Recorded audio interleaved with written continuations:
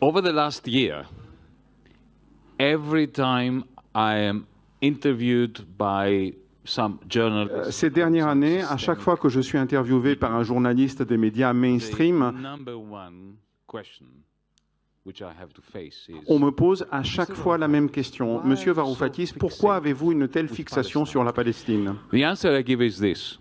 If this were 1938, and today was the day after Kristallnacht, Et je le réponds la chose suivante. Si nous étions en 1938, juste après la nuit de cristal, notre tâche à tous, nous tous qui sommes ici, ce serait de protéger la vie juive et de la protéger contre les attaques des nazis. in exactly the same way today.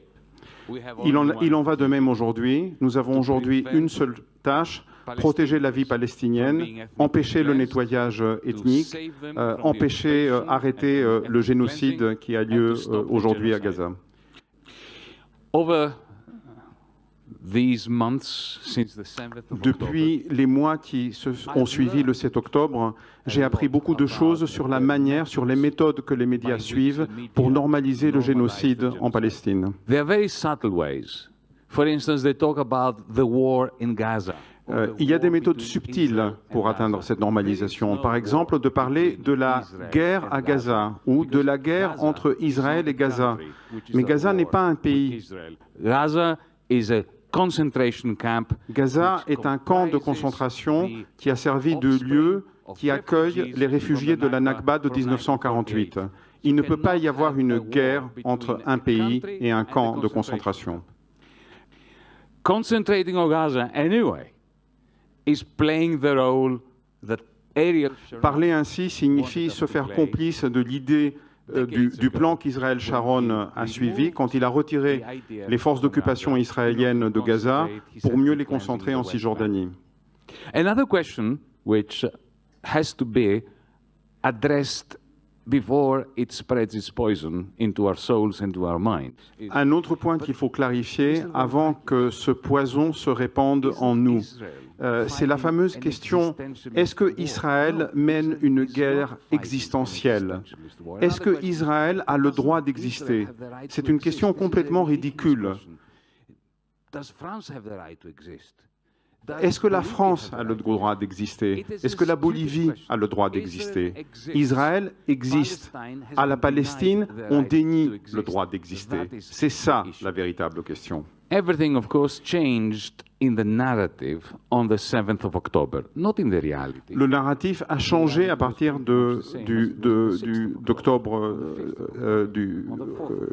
7 octobre.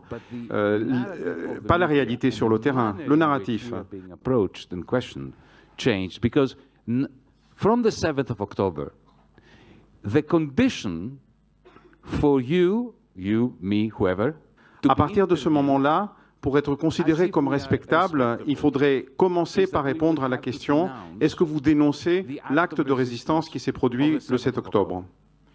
On the morning of the 8th of October, I happened to be in Berlin, and I was being interviewed, and I was asked, of course, to go through the motions of condemning.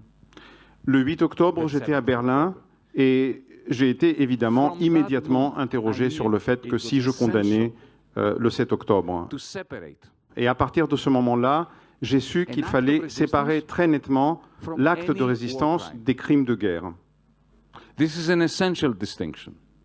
Anyone who is imprisoned in a concentration camp not only has the right to break down Toute personne qui se trouve à l'intérieur d'une prison, d'un camp de concentration, a non seulement le droit, mais aussi le devoir de briser ce mur et de chercher à s'échapper de cette prison. Mais cela ne veut pas dire qu'il a le droit de commettre des crimes de guerre. C'est la raison pour laquelle la Cour internationale doit décider de si des crimes de guerre ont été commis. Mais toute personne qui se trouve emprisonnée a néanmoins le droit et le devoir de s'échapper. Donc, il faut être clair, personne n'a le droit de prendre des otages ou de s'en prendre à des civils. Mais il faut résister à ce mur et avec de tout son corps, de toutes ses forces.